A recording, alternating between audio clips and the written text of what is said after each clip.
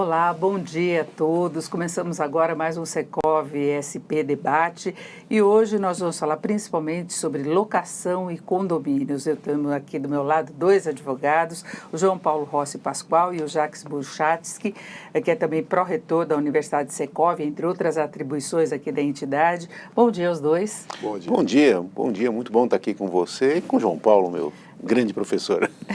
Digo mesmo. Eu lembro que você, como você pode participar, mande as suas perguntas pelo Facebook do Secov SP, assim você esclarece e participa também da nossa conversa. Nós vamos falar sobre alguns grandes desafios que nós temos aí na área de condomínios e locação.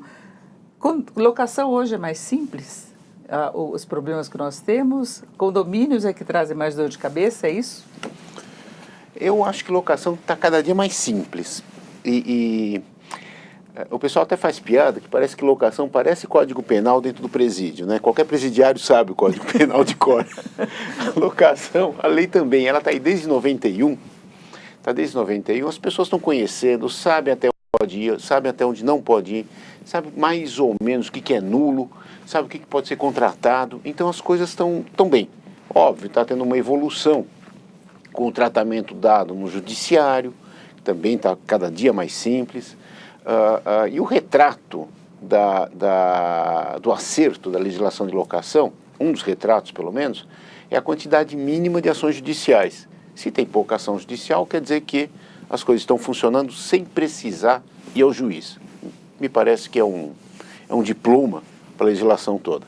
Isso não tem relação com uma oferta maior do que a demanda? Porque antes você tinha um apego do inquilino ao imóvel. Isso. Hoje a gente vê que há uma disposição muito maior para se mudar para o imóvel. Então não deu certo, o proprietário não flexibiliza a questão de reajuste contratual, mesmo que a gente teve um avanço forte, como nós tivemos agora no caso do IGPM, que ainda é muito usado, mas assim, não deu, muda para outra. As pessoas já não são tão apegadas, não é? Eu acho que não são apegadas, lembram que vale a pena mudar porque os filhos estão em outra escola, lembram que vale a pena mudar porque você tem um outro emprego fora daquela região. Eu acho que isso tudo está ajudando. Também a quantidade de imóveis que existe também, entre outros motivos, graças à segurança nesses contratos todos. São contratos que quase não geram briga. Eu acho que isso é muito bacana de dizer. Agora, doutor João Paulo, nós temos agora, inclusive, uma certa flexibilização na questão das garantias, que antes era uma dor de cabeça enorme. Hoje, ou as pessoas estão mais acostumadas, ou tem a questão do seguro.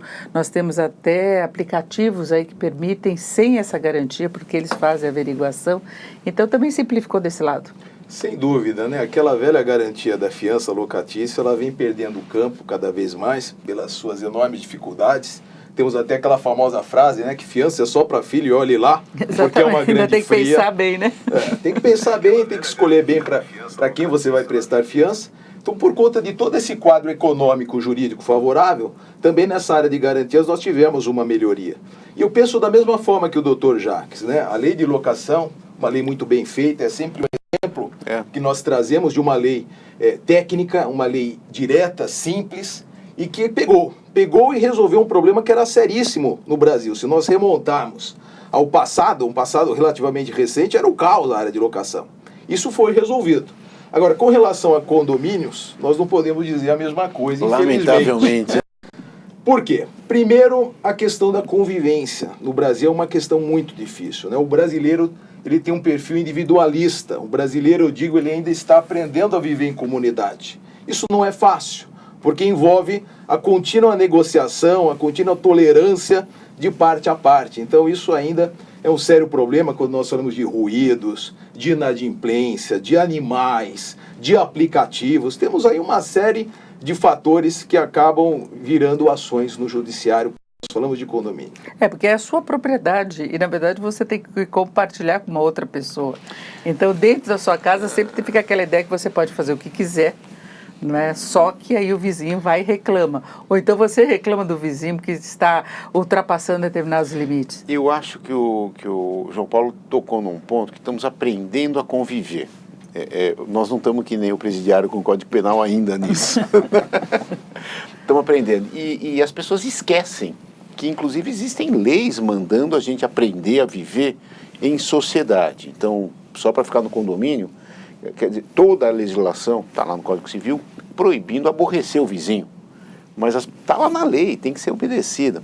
Mesmo quando a gente fala, a grande bandeira, né, da propriedade, que é minha propriedade, eu faço o que eu bem entender. Não é assim, não.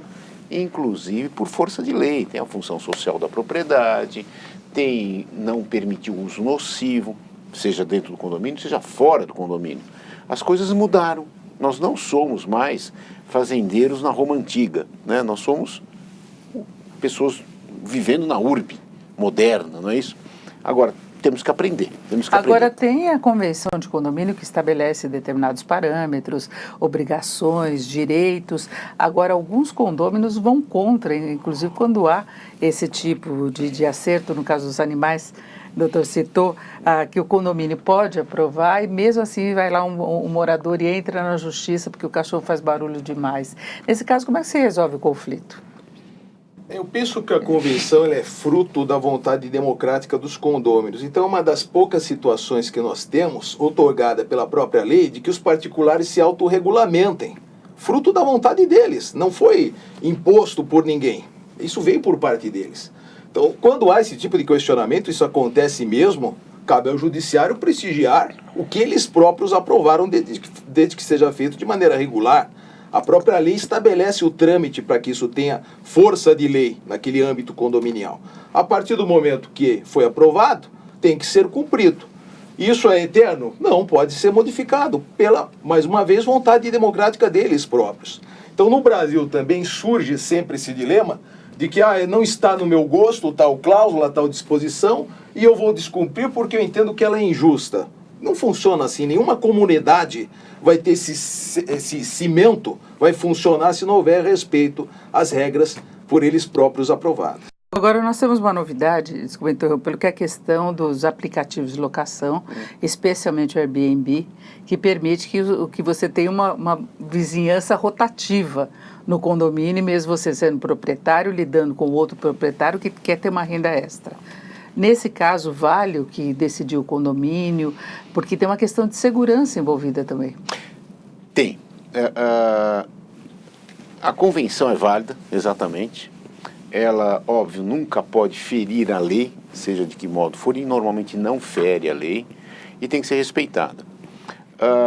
O aplicativo, a minha opinião é a seguinte: a gente herdou um bocadinho de bronca dos aplicativos por conta de coisa que todos nós vimos na televisão, lemos no jornal, que acontece lá em Paris, em Nova York, em Berlim está tendo problema. Os problemas lá não são os que nós temos aqui. Lá são problemas de urbanismo, lá são problemas de ocupação de grandes espaços, são problemas de aumento do valor do aluguel em determinadas regiões, problemas que nós não temos aqui. Nosso problema é outro. O nosso problema aqui, até onde eu consigo enxergar, é somente o uso dentro do condomínio. O uso dentro do condomínio, eu tenho pensado bastante nisso, nós nunca debatemos isso, né? Precisamos trocar uma ideia. Por exemplo, existe um projeto de lei andando aí, dizendo que tudo bem, pode, desde que previsto na convenção. Eu acho que não tem convenção falando ainda de locação curtíssima. Porque não foi pensado. Teria que fazer um monte. Talvez seja até um bom mercado para todos os fazedores de convenção, não sei. Eu acho que a gente tem que lembrar também o seguinte: nós estamos aí com um desemprego estupendo. São 13 milhões e qualquer coisa.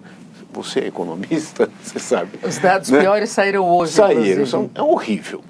Nós sabemos também que tradicionalmente as pessoas usam o aluguel que recebem para pagar as próprias contas. Não é que prestigia o locador, as pessoas precisam desse dinheiro. A USP chegou a fazer uma pesquisa há uns 10, 15 anos atrás, cerca de 60% do valor recebido pelos locadores era para pagar, para sustento dele mesmo. Aqui hoje, o meu vizinho não vai pagar o condomínio se não houver dinheiro. Eu quero que ele pague a despesa de condomínio. Talvez a gente deva repensar o seguinte: eu prefiro mexer na segurança e esquematizar melhor o meu prédio e deixar que meu vizinho alugue via Airbnb ou outros aplicativos e assim ter dinheiro para pagar a despesa de condomínio, dever número 1 do condomínio, né? Ou eu quero brigar com ele.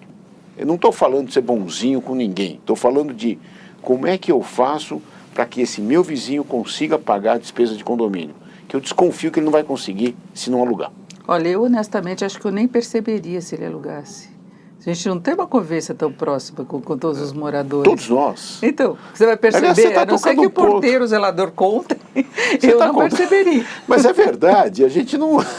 Mas tem pessoas que prestam atenção, ficam olhando quem entra, quem sai, nem sei. E aí é que começa a reclamar, não é? Eu não saberia em particular, sua opinião, doutor Paulo, em relação a isso. É um assunto ainda altamente polêmico, verde. Há propostas de regulamentação, né, de vir de cima para baixo o tratamento desse assunto, que me parece um tanto quanto perigoso. Total. Eu penso que o ideal é que cada condomínio, dentro dessa linha democrática, estabeleça o que é melhor para si. E penso que o condomínio tem essa possibilidade, sim, de restringir, de reger, de estabelecer controles, né? Agora, qual o problema prático que eu vislumbro dos aplicativos? Primeiro que nós estamos falando de condomínios residenciais, condomínios que não têm uma estrutura para servir a esse segmento da hospedagem, porque vamos falar em bom português, não é uma mera locação, não é locação por temporada, é hospedagem no duro, é algo próximo da hotelaria. E os condomínios não têm estrutura para funcionar dessa forma. O pobre do porteiro, como é que ele vai se virar se chegar alguém falando inglês, um monte de mala de madrugada, vai atender essa pessoa do Airbnb, que tal, né? E aí vem uma outra questão tortuosa. A lei de condomínios estabelece a finalidade, a destinação do condomínio como algo sagrado. Isso até pode ser modificado, mas depende da unanimidade dos condôminos. Se a finalidade é puramente residencial, como é que eu vou conceber de maneira rotineira essa atuação de hospedagem em certas unidades? Mas não é a mesma coisa que a locação? Não, hospedagem, como o Jacques disse, é de locação, curtíssima temporada. Eu tenho relatos de que uma semana só, uma mesma unidade foi ocupada por 3 grupos diferentes. E aí entra a questão brasileira da falta de segurança. Se o condomínio não tem estrutura, se vivemos numa cidade que é perigosa, isso não é um problema de somenos, é importantíssimo, isso vai abrir um flanco para que o condomínio se torne inseguro. E hoje, um dos principais fatores quando alguém vai buscar morar em condomínio é justamente a segurança, a praticidade de vida. Então são dilemas, não estou dizendo que eu sou contra, né? Eu só coloco algumas reticências, porque esse é um assunto realmente polêmico, é um assunto dificultoso. Eu espero que não venha um tratamento de cima para baixo, que vai ser incompleto, que vai trazer mais insegurança jurídica para nós todos. O aconselhamento que eu dou é que o próprio condomínio resolva isso no seu âmbito, democraticamente, alterando a convenção. O Pedro Silva, desculpa, okay. Tem uma pergunta aqui. Para ser hospedagem, teria que ter serviço associado ou não? Porque o hotel tem camareira, tem limpeza e talvez o Airbnb ou outros aplicativos não tem. Junto com ele, eu ia tocar. Tem o problema da segurança que ele colocou, que é as pessoas que chegam desconhecidas e muitas vezes falando outros idiomas. Eu acho que a gente pensa diferente, mas na conclusão é igual, é idêntica. As conclusões são idênticas, né? Então, respondendo, sim, precisaria ter serviços para ser hospedagem. Óbvio que tem vários graus de serviço, várias sofisticações de serviço, é por isso mesmo que tem hotel de 1 a X estrelas, né? Para fazer essa hospedagem, que é descrita na lei de turismo, aí sim seria um serviço, aí sim eu também concordo que não poderia acontecer no condomínio residencial, a princípio. Por quê? Porque ele é residencial, não é comercial, ponto. Uma dúvida que já vem de cara quando a gente fala disso é: e aquela professora de francês que dá aula no apartamento? Pode? Na mesma lógica, não poderia, mas eu acho que aí é que entra, por isso que eu concordo com a conclusão, uma delas, né? O condomínio tem que pensar e resolver a sua situação. Eu lembro quando começaram a fazer prédios mais destinados a determinadas categorias profissionais ou categorias de, sei lá, mais focados em segmentos, né? Óbvio que eu não posso copiar num condomínio de, sei lá, de médicos e dentistas aquela convenção que eu uso no de advogados. Você sabia que muitos desses condomínios aí proíbem dentista? E o problema não é o dentista, o problema é o motorzinho, faz barulho para todo mundo. Né? Ninguém tem nada contra a categoria dos dentistas, mesmo ninguém ficando muito feliz de visitá-los, mas ninguém tem nada contra. O problema é o motorzinho, né? Então, tem regras. Imagina se eu copio uma regra dessa num prédio destinado a dentistas. Melou, e esses erros acontecem, né? A gente vê... Você lembra de um caso que a gente até fez junto, que era proibido nas lojas, só eram proibidas duas coisas: oficina mecânica e loja de artigos religiosos. Aí a gente até disse, oficina mecânica eu entendo, barulho, sujeira, mas artigos religiosos, qual é o problema com artigos? Deixa vender lá, mas, sei lá, era proibido. Então tem essa questão da destinação. Me disseram, andei vendo, que somente 1% das locações feitas por aplicativos é que englobam o serviço de arrumação de quarto, etc. Esse eu concordo que estaria, em tese, proibido. O resto, concordo também que a lei não possa vir de cima para baixo. Nós tivemos uma tentativa, a questão de um ano atrás, de 2 ou 3 projetos de lei lá de Brasília, que vieram direto do Congresso, que na verdade estavam falando somente da tributação, que não resolve a nossa vida. Quer tributar, tributo, mas não é o nosso problema, né? E nós temos aqui uma questão, colocando, até fazendo vendo se tem alguma similaridade, daquelas pessoas que fazem festa toda semana e não deixam o nome de quem pode entrar nessa festa. A insegurança também seria a mesma. Tá bem. Eu sugiro todos nós repensarmos a segurança. Esse que é o ponto. Essa semana nós tivemos um fato lamentável aqui em São Paulo. Da corretora. De um assalto.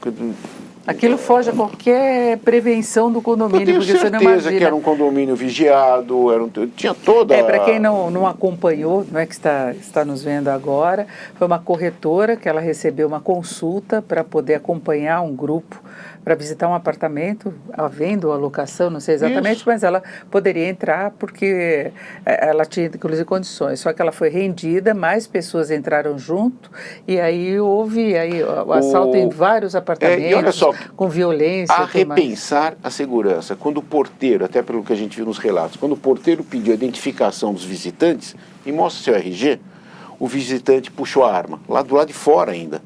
Então, o que o porteiro podia fazer? Nada. Eu não sou especialista em segurança, mas precisamos repensar tudo pode até isso. mostrar um RG falso, mas está com a corretora que está autorizada a entrar. Documento falso a gente vê todo dia na prática. Não é tão difícil assim. Não é.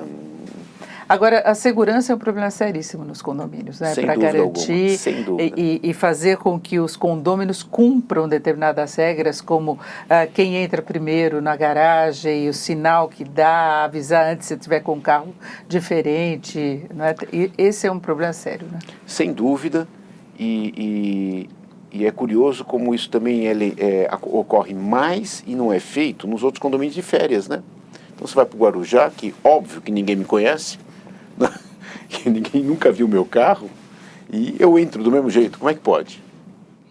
Bom, e tem uma outra aqui mais específica que tem relação com os aplicativos, mas não de locação, mas sim Uber e táxi, que às vezes as pessoas querem deixar de usar o carro e por problemas de locomoção, uma pessoa idosa, grávida, com compras e quer entrar com o táxi. Isso acontece também quando a pessoa vai viajar, está com as malas ou quando está chovendo. Eu já fiz isso. Alguma irregularidade nisso, se for autorizado, não cabe eu colocar isso na convenção.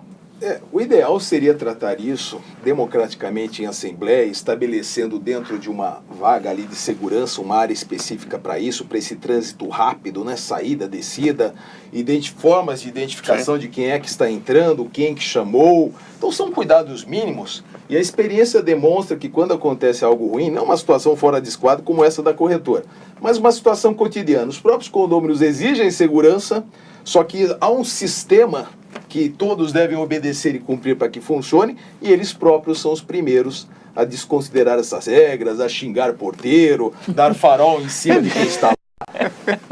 Você citou uma coisa interessante, a questão da automatização dos portões. Essa é uma tendência também, porque a folha de pagamento é o número 1, e se tratando de grana no condomínio, né? Então vamos automatizar tudo que nós podemos. E a primeira coisa que se faz é colocar um portão automático. Só para que isso funcione, tem os tempos de fechamento, de abertura. Se um está saindo, espera-se a saída para depois entrar. Mas todo brasileiro é um potencial piloto de Fórmula 1. Tem e aí aproveita, se a brecha, eu vou conseguir, eu tenho destreza. E aquela ansiedade, e acontece, avaria o carro, o portão, risca, xingamento, a culpa do porteiro, culpa do portão que não funcionou bem. E isso acaba redundando em ações judiciais. E que, no mais das vezes, vão concluir o seguinte: a culpa foi da própria suposta vítima, ele agiu mal a não aplicar no seu cotidiano esses sistemas que foram passados, que foram transferidos para todos os Tem a velocidade na garagem. Velocidade mínima. Velocidade na é um garagem. assunto que todo mundo sabe. É gozado, porque todo mundo sabe que não pode correr na garagem. E aí não cumpre. E não cumpre. Exatamente. Agora vamos falar da parte financeira. Eu ia até questioná-los aí a respeito de atraso de pagamento. A multa diminuiu, né? Se imaginava que pudesse trazer um problema a mais, mas não foi detectado nada de muito expressivo. Talvez as pessoas até tenham mais facilidade de pagar, mas a Jane Marques está perguntando se um condômino em acordo é considerado adimplente. Eu acho que a nossa opinião é diferente, né? Ou não? Eu não lembro. Posso dar minha Vai primeira? você. É um assunto eu concordar? polêmico, né? Como tudo na área jurídica, alguns temas têm entendimentos que divergem, né? E não é que um é melhor que o outro, são posições diferentes. Eu tenho uma posição de que ele não sai da condição de inadimplência. Por quê? Porque primeiro ele não está no mesmo patamar de igualdade daquele que se programou e pagou a obrigação como devido. E juridicamente, nós não podemos dizer que esse acordo configura uma novação de dívida. Novação de dívida é quando eu tenho uma dívida, mato essa dívida originária e constituo uma nova, alterando a sua essência. Ou altero a obrigação, ou quem é o destinatário da obrigação. Isso não acontece em condomínio. Condomínio que se faz é um mero parcelamento, um ajuste, consolidação da dívida, e um parcelamento, uma colher de chá. Não é novação de dívida. Temos até jurisprudência nessa linha, nesse sentido.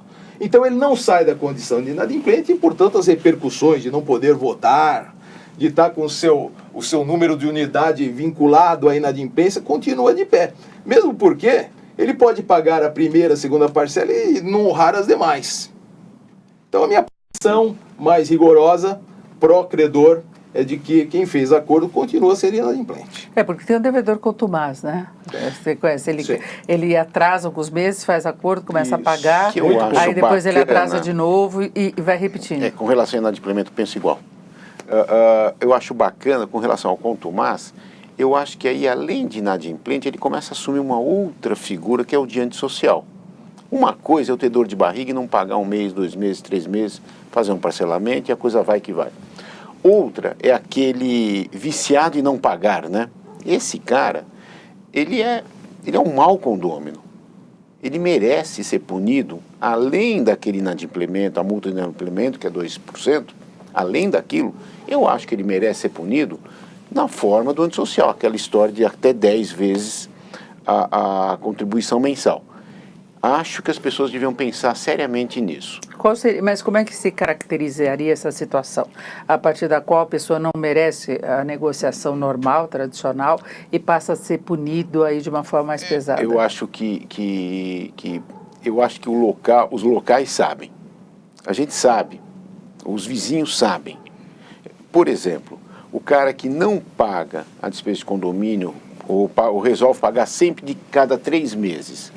Não é esse o combinado. O combinado é pagar todo mês. Mas a legislação permite? Eu acho que caracterizaria sim o antissocial. Não está escrito com todas as letras. Mas, por exemplo, um cara que só paga a cada 3 meses, com 2%, que é muito mais barato que pagar juro no banco, e compra um carro novinho, estaciona lá naquela vaga. Acontece. Eu acho que está acontecendo alguma coisa, né? Alguma coisa de errado. Né? Não, as pessoas percebem e chegam exatamente isso. O carro é novo. Lógico, as pessoas sabem, o meu dinheiro está pagando aquela parcela. Fez festa no final de semana, coisas assim. Não é que ele não pode, é que ele não quer. Filosoficamente, ele não quer pagar o condomínio. Eu acho que essa caracterização é mais um dos itens que o condômino é o melhor julgador aí.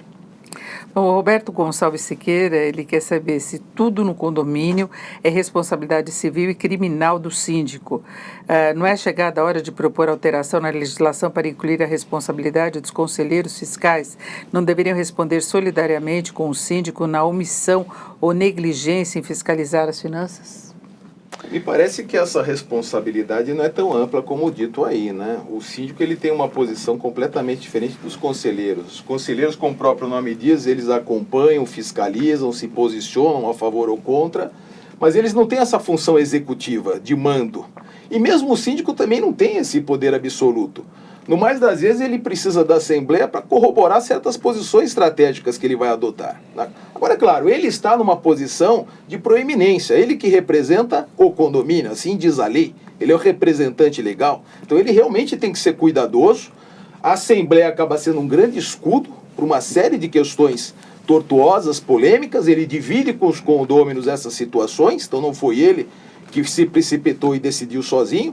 E a lei, até agora, não estipula nenhum caractere diferenciado para quem seja conselheiro. O conselheiro pode ser um leigo. Como é que eu vou, por conta de um parecer que não vincula necessariamente a vontade da Assembleia, responsabilizar conselheiro, né? É extremamente difícil essa colocação tal como feita. Mas não só no caso de despesas aí, de não cumprir determinadas decisões, mas no caso de desvio de recursos mesmo. Sim, desvio de recursos, obviamente. Os conselheiros não são responsabilizados, eles não são obrigados a detectar esse tipo de operação? Eu confesso que eu não lembro nenhum caso real que tenha transparecido para a jurisprudência esse nível de com a participação do conselheiro.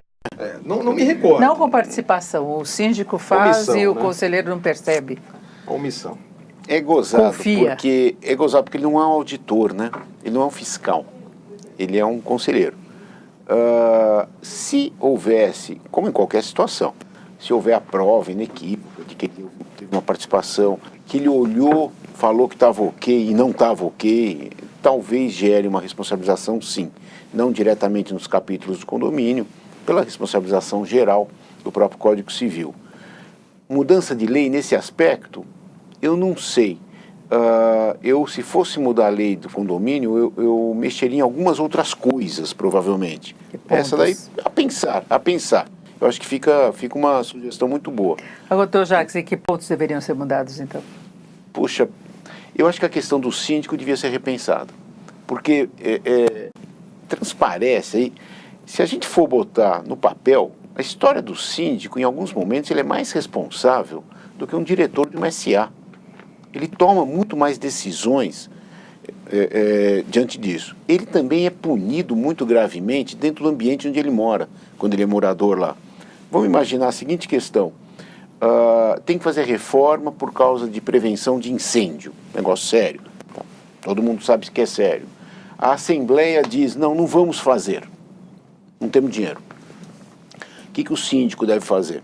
Obedecer à Assembleia e um dia, eventualmente, ter que responder perante os órgãos competentes por que não fez, ser responsabilizado, aí pega fogo no prédio, a seguradora não paga, aquela coisa toda, ou ele deve ir contra a Assembleia e bater boca diariamente no elevador. São situações difíceis do síndico que talvez a gente pudesse repensar um pouquinho. Não sei. Eu tenho duas sugestões, duas ideias prontas disso. Aprimoramento da lei, né? A primeira delas diz respeito aos supercondomínios, esses condomínios gigantescos que, como o Jacques disse, tem um desafio maior administrativo do que muitas cidades brasileiras. E a lei que nós temos, a ferramenta, ela é a mesma para um condomínio de poucas casas, de um bloco, ou um condomínio de 200 blocos. A lei é a mesma. Exato. E é extremamente difícil aplicar essa lei em alguns aspectos, como, por exemplo, a tomada de decisões coletivas, com quórums fixados em leis. Então, a exemplo do que existe em alguns países, a lei brasileira poderia ter um capítulo, uma brecha específica sobre os supercondomínios, os megas condomínios, né? Uma outra proposta de aprimoramento é com relação a justamente a história do antissocial, porque o legislador brasileiro ele foi tímido. Ele não chegou ao ponto de prever a possibilidade de exclusão do condomínio antissocial. E essas situações, infelizmente, acontecem. E não vão se resolver pela aplicação de uma multa pecuniária, né? O problema continuará. Sem que você afaste o cidadão dali, o problema não se resolve, né? Então, há países que prevêem no seu ordenamento uma fórmula de afastamento do condômino, que represente esse risco à comunidade, né? Então, a tal da exclusão do condômino antissocial. Isso hoje é feito judicialmente, em alguns casos específicos, raros, né, amparados naquele poder geral de cautela do juiz. O juiz fica desesperado em tentar dar uma para solução. Tirar do imóvel a pessoa que é proprietária é complicado. Exatamente, o sacrossanto direito de propriedade, né? Então a lei poderia ter avançado um pouco mais e, dentro de balizas certas, franquear a possibilidade de exclusão do condômino antissocial. Agora, a multa coibir esse tipo de comportamento, né? Sabe que não proíbe? A minha experiência com aplicação de multa é infeliz, na verdade. Muito infeliz. A pessoa vai pagando e não no mais muda. das vezes, eu descobri que eu estava lidando com grandes milionários cara de pau. Tipo, eu pago aí, tudo bem, o que meu filho fez? Tó. Quebrou o carro, bateu. É 10 conto que você quer? A quantidade de vezes que a gente ouve isso, até na frente de juiz, em mesa de audiência, que a gente leva para audiência para constranger, para falar, vamos, né? Vale, eu pago. Seu juiz, fala com ele, eu pago. Assim, a quantidade de vezes que a gente ouve, não estou apoiando esse comportamento de forma alguma, estou achando péssimo, feio mesmo, acho muito feio, mas também não acho que resolveu. Talvez precisasse de uma força muito mais vigorosa. Eu tive um caso, né? Desculpa eu colocar mas que a multa funcionou. Funcionou? O cachorro é permitido no meu condomínio, tem muito, né? Só que não é permitido um cachorro que morde todo mundo. Esse não pode. E ele mordia.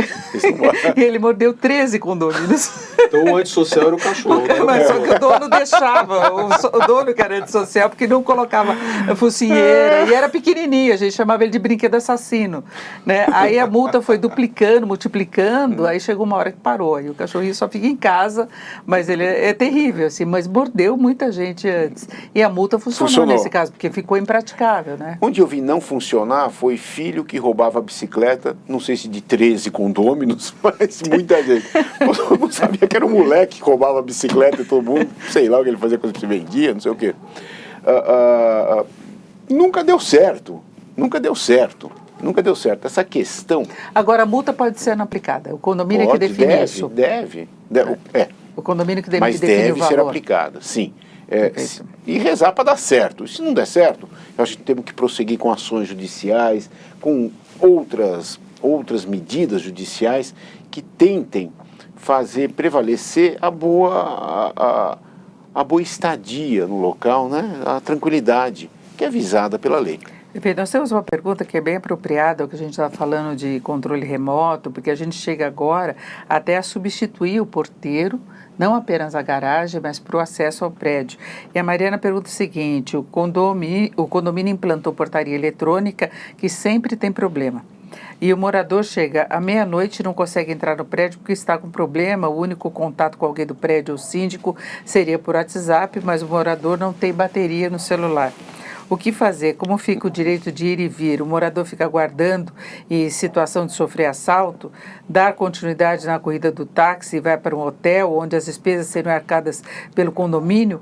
Caso sofra algum tipo de violência enquanto está exposto na rua, como seguir? Olha, posso falar? Claro.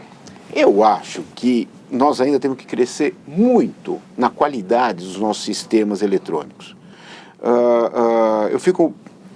Eu, em tese, no exagero, tudo que a pessoa que perguntou falou, no fim das contas, poderia acontecer sim. Agora, ninguém lembra disso quando liga no banco e o banco fala: olha, você não pode retirar aquele seu dinheiro porque está sem sistema. Né? Esse sem sistema, sistema fora do ar, a gente ouve todo dia. A caixa do supermercado não está funcionando. Nós não temos ainda essa postura de indenizar. Mas aí não tem problema de segurança, né? Olha, eu acho que tem no banco, sei lá o que aconteceu, aqui na segurança, não existe um sistema infalível para o condomínio. O condomínio quer comprar o melhor sistema do mundo. Não inventaram ainda. Eu acho que ele tem que fazer o melhor. Se ele estiver usando um sistema de 20 anos atrás, sim, está errado, está tudo errado. Só que entraria num segundo ponto. Será que os condôminos deste mesmo condomínio resolveram manter aquele sistema velho ou falaram, vamos investir num novo? Por quê? Eu na Assembleia dizer, quero manter o velho porque eu estou duro, não quero investir, ou seja lá pelo que for, e depois reclamar porque não é novo, eu tô numa situação um pouco contraditória também, que é normal em condomínio. As pessoas não querem investir e depois reclamam do não investimento, do resultado, né? Não tem mágica. Eu só vou andar de carro novo se eu comprar um carro novo. Não adianta. Isso acontece com manutenção de elevador também, né? Que é uma das brigas. Comportamento na garagem. Posso parar em qualquer vaga ou não posso parar em qualquer vaga? Qual é o combinado aqui? Eu acho bacana quando tem um combinado claro. Só isso. E eu poderia acrescentar uma coisa, me parece que é uma questão cultural aí que se assoma-se a tudo isso que o Jacques disse. Eu vejo muito aqui em São Paulo essa necessidade de eu ter o porteiro. E nós temos situações já antigas, consolidadas, de automatização que funcionam. Você vai para fora do Brasil, Nova York, e não tem porteiro. Tem muitos prédios, você aperta o número e entra no apartamento, né? Em Curitiba. E não é nem tão moderno assim, né? Em bairros bons, Água Verde, Batel, você tem inúmeros condomínios de alto padrão que são todos automatizados. E por que lá funciona há tanto tempo e aqui não vai funcionar? Então o que eu vislumbro é uma questão até cultural nossa, de queremos um porteiro. Eu tenho uma história bem engraçada, um amigo meu administra HIS, Habitações de Interesse Social, e essa HIS entrega era composta por pessoas que moravam em cortiço, em comunidades, na rua. E a partir do momento que o cidadão passou a morar naquele condomínio, ele queria duas coisas: porteiro e TV a cabo. Então ele retratou o quê? Essa visão cultural que prevalece na nossa cabeça. Ele já virou classe média a partir do momento que foi morar em condomínio, e ele queria um porteiro e queria TV a cabo. Agora, o da pergunta, aí você falou de uma coisa que me lembrou também de um amigo meu que é síndico. Ela falou, pô, o síndico não atende, só o WhatsApp, etc. A gente tem que repensar o papel do síndico. Imagina você já não queria ser síndico, foi eleito, né? Porque, às vezes até porque faltou na reunião, né? Mas às vezes a pessoa gosta também para poder às vezes pode, né? Mas tudo bem. Que tem abatimento do condomínio, também, a pessoa está precisando de dinheiro e aceita. Não sei se isso tudo implica na possibilidade de ser acordado de madrugada. Eu lembro de um amigo meu que ligavam para ele sempre que o gato da vizinha fugia. Ó, seu síndico, fugiu meu gato. Mas, porra, o que eu vou fazer? Agora tem uma questão de dívida ainda. A Jane Marques perguntando, em caso de ação judicial, quando o devedor deposita em juízo o valor da dívida, ele deixa de ser inadimplente? O condomínio precisa baixar a dívida mesmo antes do valor entrar em conta? Tem que haver a comprovação de que ele realmente satisfez a obrigação que é executada, que é perseguida, né? Então nós temos que ter esse mínimo de segurança, de conferência. O advogado do condomínio vai poder dar essa satisfação, se realmente a dívida foi honrada. Se sim, ponto final. Nós damos baixa naquela inadimplência, não podemos mais colocar essa pecha sobre o condômino. Tem aqui o Roberto Siqueira querendo saber como lidar com grupos nocivos que acabam derrubando gestões utilizando redes sociais, comunicados com dados inverídicos e anônimos. Isso aí é um drama, você falou dos supercondomínios, isso aí é um drama em prédio grande. É um drama mesmo. O espectador está tocando num ponto que é muito sério, ao menos aqui em São Paulo, imagino que em outras capitais. E a solução que tem sido dada é judicializar, denunciar essas histórias, porque muitas vezes partem para uma agressão, para uma injúria, etc. E pode levar rastrear, para a né? Pegar, localizar o IP. Pega o IP, tem que ir atrás. Agora, tem que ir seriamente atrás, e não somente até a Assembleia. As pessoas começam a ir atrás, tem uma nova Assembleia, são eleitos e acaba a história. Eu acho que não pode deixar barato, não. Tem que ir atrás, porque são atos danosos, criminosos, que podem, inclusive, estragar aquele condomínio. Imagina um condomínio que fique famoso, um grande condomínio, que fique famoso porque tem uma panelinha que manda em tudo e abusa. Até o seu apartamento perde valor. Agora, aqui, no caso de contratos formalizados aí por todo o condomínio, às vezes até na origem, quando o empreendimento começou a ser habitado, em relação a provedor de internet, em relação à TV a cabo, como que o condomínio pode se livrar dessa obrigatoriedade de bancar o mesmo serviço? Esses sistemas, mais uma vez, caem naquela linha de que devem ser discutidos coletivamente. O próprio condomínio deve estabelecer o que eles querem, qual sistema ser adotado, os custos, as repercussões contratuais, econômicas, e devem sempre, na medida do possível, dar uma brecha por parte daqueles que não queiram aderir, né? Então, como tudo na vida, começa-se com diálogo, vai-se para a Assembleia vai sacramentar certas posições. Nós sabemos que os condomínios conseguem contratos de maneira muito mais vantajosa do que o indivíduo indo atrás sozinho, né? Isso entra nesse cálculo, nesse cômputo. Então todos esses fatores devem ser sopesados. Agora, a dica genérica que eu posso dar é essa, é não desmerecer essa arena democrática de estabelecer essas estratégias que são para efeito comum, para benefício comum, né? E os dramas que vão surgir, inevitavelmente, também se resolvam ali. Evitar o máximo possível judicializar, porque nós sabemos, tudo que vira processo envolve ônus, envolve demora, sofrimento, angústia. Por mais que o judiciário tenha melhorado um pouco os seus serviços, né, por conta de um novo Código de Processo, de um processo eletrônico, ainda ele fica muito aquém de uma efetividade, uma rapidez. Então, na medida do possível, resolver no próprio âmbito do condomínio. E se extrapolar o âmbito do condomínio, pensar em quê? Mediação, conciliação. Aqui mesmo no Secov, a casa tem uma câmara de mediação e conciliação. E que é um caminho para resolver uma série de problemas e evitar que se transformem em processos. Agora, no caso de um condomínio ou outro que não querem mais ter esse serviço, e a judicialização pode custar caro. Então, qual seria o recurso? Poderia vir aqui? Isso? Sim, claro. O condomínio também? São etapas. Como disse o Jacques, para problemas condominiais nós temos etapas a cumprir, a exaurir para passarmos para outra. Como tudo na vida começa com um diálogo, com uma análise, assembleia e até chegarmos aí a uma sessão de conciliação, mediação. Mas a pedra de toque é na assembleia, disciplinar qual é a abrangência desse contrato, quem é obrigado, aliás, como eu vou aderir, como eu vou me retirar, quais são as condições diferenciadas que eu tenho para aderir a esse grupo. Isso tudo é natural em condomínio, né? A vida em condomínio não é vida isolada, é vida em comunidade. Então, o prisma, a perspectiva deve ser exatamente essa. Eu não posso pensar só no meu umbigo, eu tenho que pensar no coletivo e no benefício que o coletivo me dá. Agora, mas que em muitos casos a pessoa tira voto vencido, não é? No limite,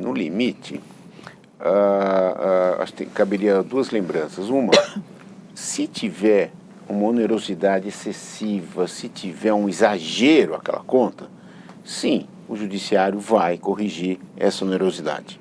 O problema é, ir ao judiciário é custoso e difícil, é muita energia gasta. Segundo, privilégio da conversa, da frequência na Assembleia. É bom lembrar que qualquer ação hoje em dia, desde o novo Código de Processo de 2015, começa com o quê? Com sessão de conciliação. Então, não adianta, eu não quero conversar sobre, você vai conversar sobre isso, senão aqui, na frente do conciliador ou do juiz. Então, vai haver isso, é isso que a lei quer. A lei quer que as pessoas conversem e se resolvam. Situações extremas, aí sim é que vão pro juiz. E tentar, você sabe que essa coisa da Assembleia tem me feito repensar muito uma posição que eu sempre defendi, que eu estou mudando, que é a seguinte: eu era francamente a favor das assembleias via internet, eletrônicas, etc. Nitidamente a favor. Mudei porque, ao contrário de uma companhia, de uma SA, na Assembleia de Condomínio surgem coisas não claramente pautadas e surgem soluções também não claramente planejadas. Eu acho que é uma boa roda de conversa. Eu estou trocando aquela minha ideia de assembleia eletrônica, confesso, por uma assembleia com obrigatoriamente uma espécie de um mediador, um psicólogo, alguém... Psicólogo é do extremo. Patrocínio do Conselho dos Psicólogos aqui. É um coach. Eu acho que faria bem para as pessoas. Eu acho que resolveria muita coisa, faria muito bem. Eu tenho em mente muito essa história da conciliação. Para mim, o grande exemplo foi até um juiz, que ele nem sabe quem eu sou, nunca mais me viu, mas a gente tinha uma ação de dissolução de sociedade, doutor Petroni, lá em Pinheiros. A gente tinha uma ação de dissolução de sociedade, ele marcou a primeira audiência de conciliação, não deu em nada. Em vez de julgar, ele marcou a segunda, dali 15 dias. Em vez de julgar, ele marcou a terceira. Ele estava enxergando uma possibilidade que os advogados e as partes não estavam. Deu certo a conciliação e o filho da minha cliente casou com a filha do outro. Olha só. Deu até casamento. Então, ele enxergou alguma coisa que os outros, os envolvidos, não enxergaram. Por isso que eu sou a favor de um terceiro, quem sabe, vindo às assembleias e a vida vai melhorar no condomínio. Perfeito. Mais alguma observação? Já vamos encerrando. Eu só queria fazer lembrança que 2 leis recentes trouxeram um novo campo de atuação na área condominial, né? A lei da REURB criou novas figuras condominiais ou figuras próximas, como o direito real de laje, o condomínio de lotes, o loteamento de acesso controlado e, mais recentemente, agora em dezembro de 2018, nós tivemos a regência no próprio Código Civil da multipropriedade imobiliária, né? Então, para quem lida com esse setor condominial, nós temos novas frentes de atuação por conta dessas novidades legislativas. Foi uma honra participar desse diálogo com vocês. Nós tivemos a presença de Jacques Bulchatsky, que é advogado, também fundador e diretor da mesa de debates de direito imobiliário, o João Paulo Rossi Pascoal, advogado, professor universitário, muito obrigada aos dois. E eu tenho um elogio aqui da Débora da Rocha Santos, parabéns pelos 2 convidados, foram meus professores em administração de condomínio Secov. Pô, obrigado, eu espero. Obrigado. Eles estão cumprimentando. Obrigado pelo convite, muito bacana aqui. E obrigada pela audiência de vocês até agora. Eu lembro que o programa fica disponível depois para conferir no canal do Secov no YouTube e também no Facebook. Uma ótima tarde.